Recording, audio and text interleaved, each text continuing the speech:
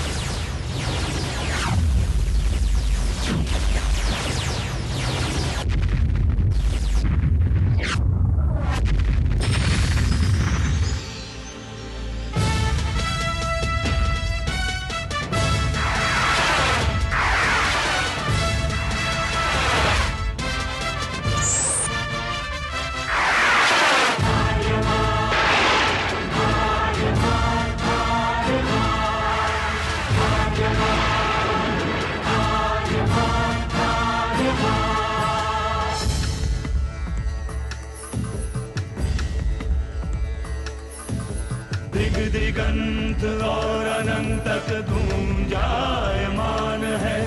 ब्रह्मनाद है विधि का वो अटल विधान है। धर्म की अधर्म पर विजय का वो प्रमाण है। जायमान है वो अटल विधान है। विजय का वो प्रमाण है। ब्रह्मांड का महान योद्धा आर्यमान है।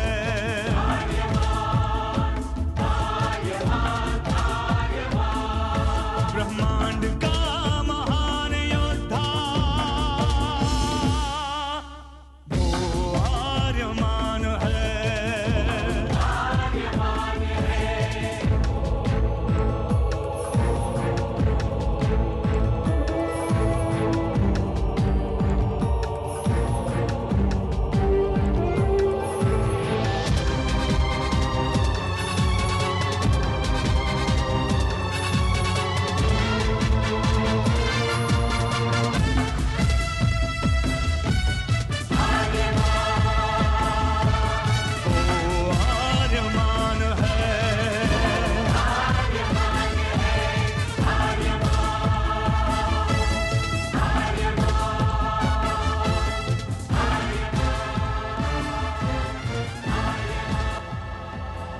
अनंत असीम ब्रह्मांड, अद्भुत, विशाल, विराट, जहां असंख्य आकाश गंगाएं प्रतिक्षण बनती रहती हैं, मिटती रहती हैं।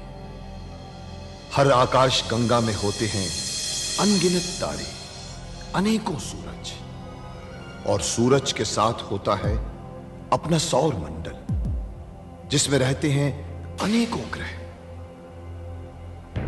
न जाने कितने सूरज चमके और बुझ गए, न जाने कितने तारे चमके और खो गए, न जाने कितने ग्रह, कितनी पृथ्वियां, कितनी सभ्यताएं बनी, बढ़ी और खो गई समय की इस अनंत धारा में। इन्हीं अनजानी परंतु अमर गाथाओं में से एक है महागाथा ब्रह्मांड के योद्धा आर्यमान की। बहुत समय पहले पृथ्वी से लाखों प्रकाश वर्ष दूर आर्याना आकाश गंगा में एक ग्रह था, थार।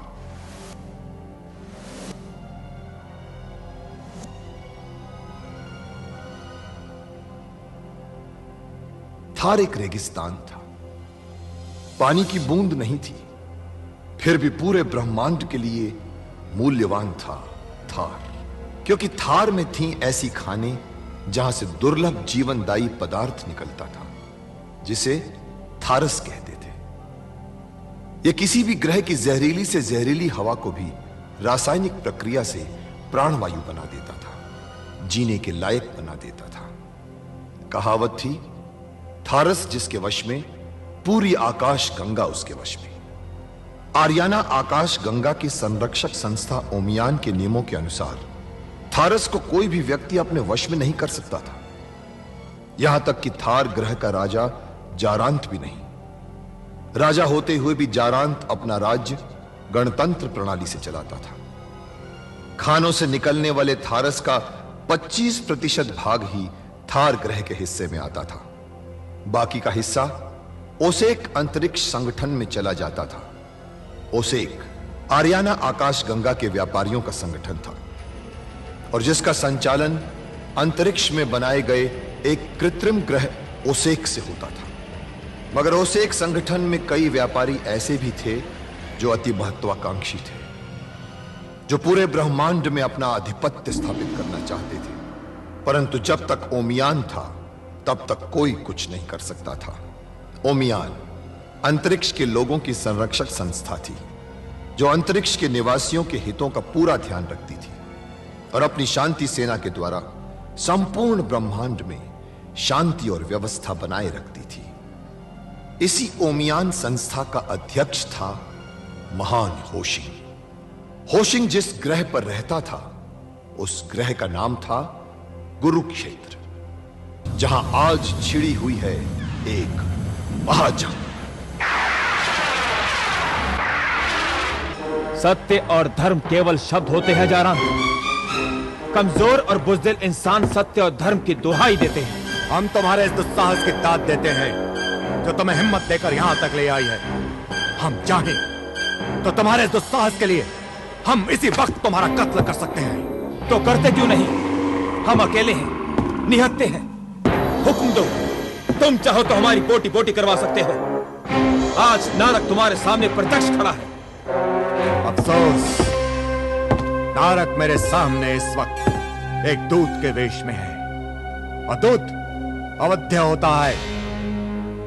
जाओ नारक, हम तुम्हें एक और जीवन दान देते हैं। महाराज, राजनीति कहती है कि हाथ में आए हुए दुश्मन को छोड़ना मौत को दावत देने के बराबर है।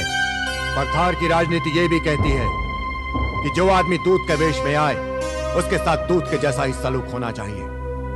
जाइए महासामंत नारक, आप स्वाधीन हैं, लेकिन हम ये आशा करते हैं कि आप फिर कभी कोई नया स्वांग रचकर इस अनंत अंतरिक्ष की शांति को भंग करने का दुस्साहस नहीं करेंगे। सेनापति बाहुल। जी महाराज। महासामंत नारक को सम्मान के साथ उनके अंतरिक्ष यान तक पहुंचा दिया जाए। जो आज्ञा महाराज। महाराज जारांत, तुम्हारी इस चेतावनी और सम्मान का बहुत बहुत धन्यवाद।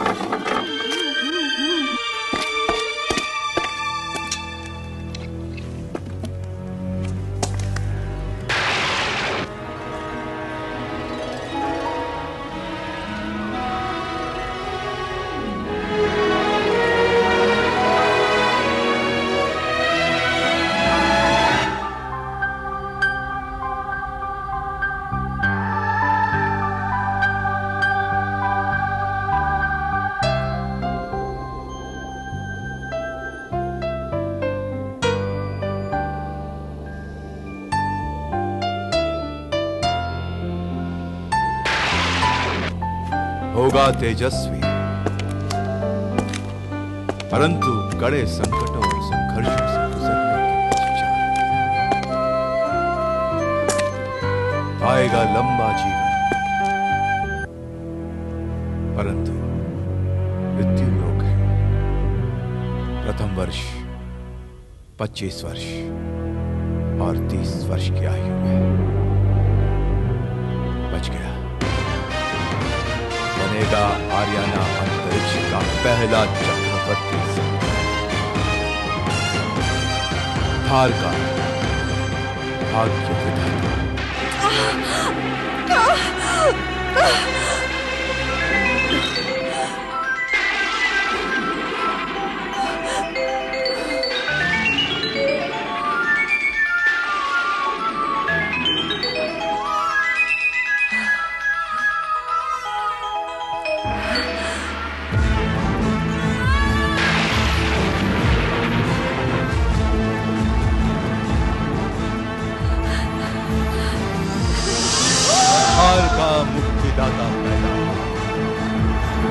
मुक्तिदाता थार का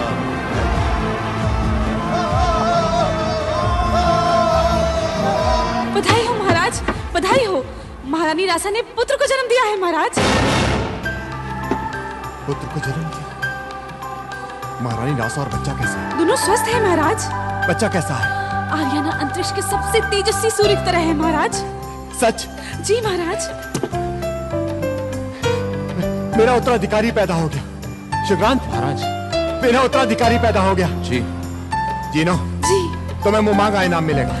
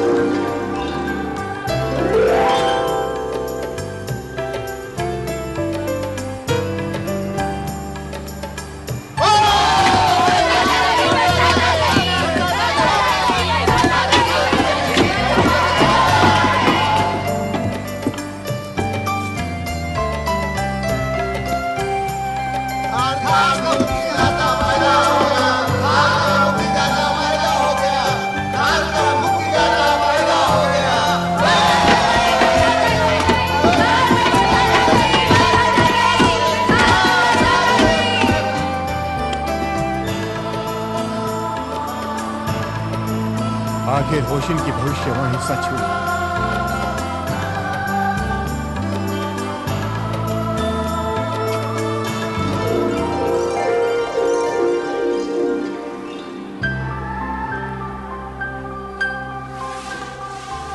महाराज, आप प्रसन्न तो है ना? प्रसन्न? मैं इतना प्रसन्न हूं रासा कि मैं अपनी प्रसन्नता का वर्णन नहीं कर सकता। और फिर आज सदियों बाद थार में वर्षा हुई है। थार पूरी तरह से भीग गया है। और मैं बिना भीगे कैसे रह सकता हूं रासा?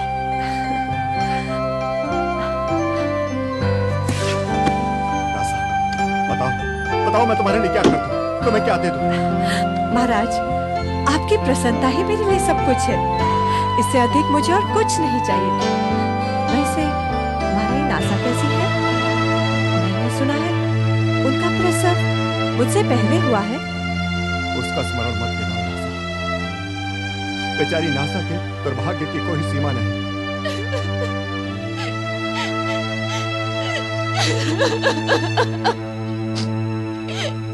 क्या बात करते हो सामंत पूर्वक? नासा के पुत्र के जन्म का समाचार तो मेरे सामने आया था। नासा के पुत्र की तो कोई बात ही नहीं हुई थी। आपके जाने के बाद नासा ने भी एक बच्चे को जन्म दिया। थार में कुरुक्षेत्र में खुशियां मनाई जा रही हैं। और यह सूचना हमें किसी और ने नहीं, ओम्यान से हमारे गुप्तचर राहु ने भेजी। तो ये सूचना राहु ने भेजी है? जी। अगर ये सूचना राहु ने भेजी है तो ये सूचना गलत नहीं हो सकती। सामंत कुर्मक, हमें शीघ्र से शीघ्र उस बच्चे को समाप्त करना होगा, क्योंकि होशिन की भविष्यवाणी के अनुसार रासा का पुत्र मेरा संहारक होगा।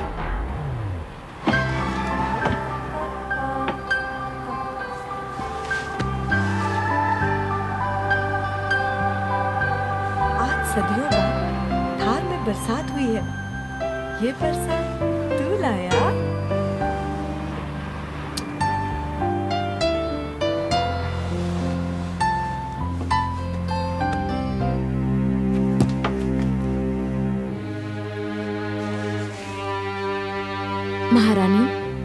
महारानी, बच्चे को दूध पिलाने का समय हो गया है। ले जा इसे मेरी आंखों के सामने से। इतना कुरूप, इतना विभत्स, इसे मेरे पास लाने से अच्छा है इसे किसी अनाथालय में भिजवा दे या मरवा कर गाड़ दे इसे। ये आप क्या कह रही हैं महारानी?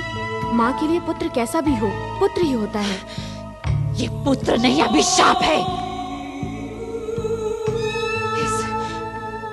इस कुरूप मांस के लोथड़े को कौन सिंहासन पर बिठाएगा? कुरूपता इस अबोध का अपराध नहीं है महारानी, इसमें इसका क्या दोष? इसका दोष ये है कि इसने मेरे सारे सपनों को भस्म कर दिया है। फेंक दे इसे आग में, फेंक दे। आप यदि इसे अपना दूध नहीं पिलाना चाहती तो मुझे आज्ञा दें, मैं इसे अपना दूध पिलाऊंगी। दूध नहीं मिलेगा तो ये मर जाएगा। तुझे जो करना है वो कर, लेकिन मेरी आंखों से दूर कर इसे। तो वो अब तुम पूरी तरह से ठीक हो। समय आ गया है तुम्हारे प्रस्थान का। अंतरिक्ष यान तैयार खड़ा है तुम्हें ले जाने के लिए। जाओ।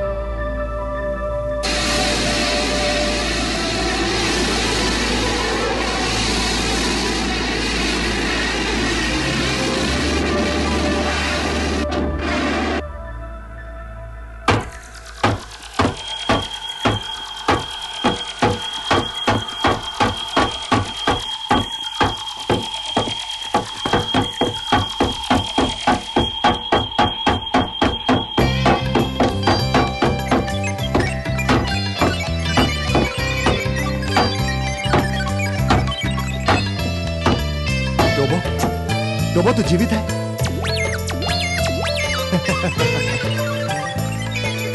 खुशी ने आशीर्वाद भेजा है। मेरा पुत्र बड़ा ही भाग्यशाली है।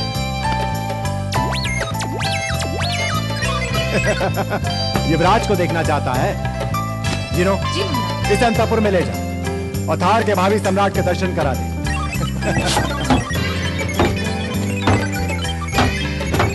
वहां पे कोई शरारत मत करना। क्या तुम्हें खेलने के लिए साथी मिल गया? अरे टोबो महाराज, वो अभी बहुत छोटे हैं।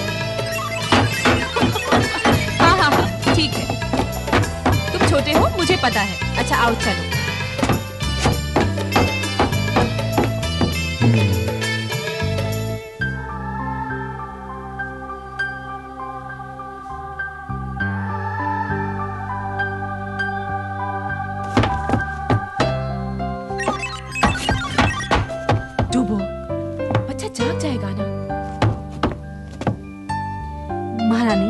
आपकी आज्ञा हो तो मैं इसे झूले में लिटा दूं? नहीं, इसे यहीं रहने दो। इसका पेट तो भर गया, मगर मेरा पेट नहीं भरा इसे देखकर। नासा और उसका बच्चा कैसे है? हाँ, पता है उसका बच्चा कुरूप है। महारानी, नासा के महल में तो मातम जैसा माहौल है महारानी। ये तो बहुत बुरा हुआ। बेचारी कितनी आशा लगाई थी। विधाता ने उसके साथ अच्छा नहीं किया। तो वो ऐसा नहीं कहते, वो महारानी है। विधाता को क्यों दोष देती हैं आप? महारानी नासा के मन की क्रूरता ही उनकी संतान मन के प्रकट हुई है। सुना है आपसे पहले प्रसव करने के लिए उन्होंने अपने पेट पे घूंसे बरसाए थे।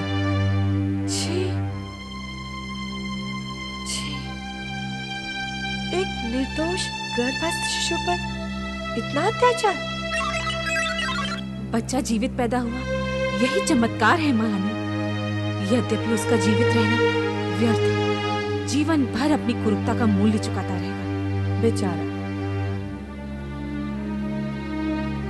सुन, मैं महारानी के पास जाऊंगी। इस घड़ी में उन्हें सहारे की आवश्यकता है। नहीं, तो वो तुम्हें आने की आवश्यकता नहीं है।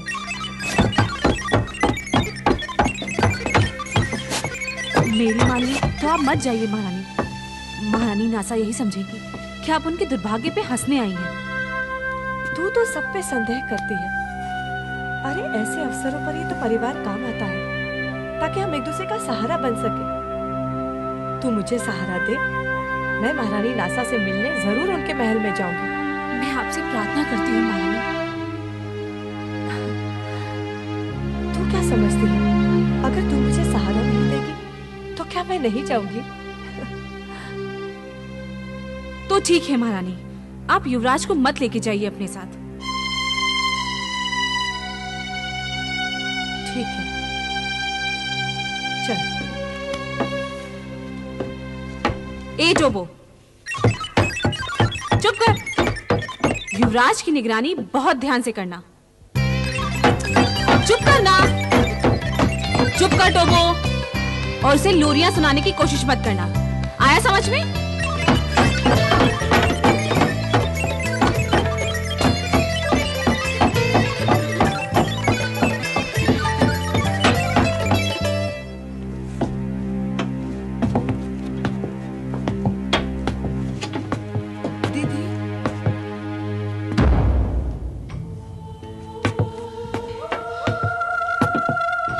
मेरे दुर्भाग्य पर हंसने आई हो तुम। मेरे घाव पर थूकने आई हो तुम। अब तो थार का सिंहासन तेरे पुत्र का ही होगा। अब क्या लेने आए हो यहाँ पर? ये आप कैसी बातें कर रही है महारानी? मुझे जैसे ही सूचना मिली मुझे बहुत दुख हुआ। मैं तो यहाँ आपका दुख बांटने आई थी। मेरा दुख पड़ा हुआ है पालने में, ले देख ले। और बांट सकती है मेरा दुख तो बांट ले मेरा दुख। बोल बोल, तुझे कौन सा हिस्सा चाहिए उसका? हाथ, पैर या सर? बोल बोल, क्या चाहिए क्या तुझे? आपके साथ बहुत अन्याय हुआ है, परंतु आप उसका दंड मुझे मत दीजिए। मैं आपकी छोटी बहन जैसी हूँ। रहने दे ये झूठी सफेदना। मन में तो लड्डू फूट रहे हैं ना। सुना है कि बड़ा सुंदर है तेरा पुत्र। होगा ही। तू खुद भी तो कितनी सुंदर है। इसीलिए तो महाराज का मन तुझ पर आ गया। तभी तो तेरे पिता का वध करके उन्होंने तुझे प्राप्त किया था। नहीं दीदी, मेरा विवाह तो मेरे पिता की अनुमति से हुआ था, जब महाराज जारान ने नारद को मारकर भगा दिया था। मैं तो मात्र उस विजय का उपहार हूँ। मगर फिर भी वो तुझे अधिक प्यार करते हैं, और अब तो प्यार करने का एक और कारण पैदा हो गया है। महारानी, आप चलिए। आपका शरीर अभी कमजोर है। शरीर पे इतना जोर देना आपके स्वास्थ्य के लिए हानिकारक हो सकता है। आइए, आइए महारानी।